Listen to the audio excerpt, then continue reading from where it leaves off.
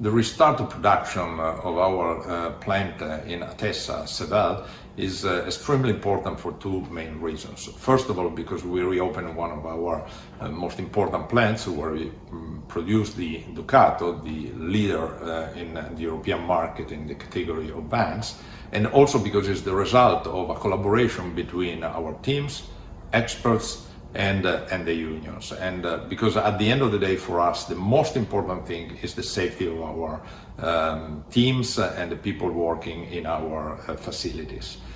We put together a very comprehensive plan of social distancing and procedures has been recommended from most of the health and safety organizations.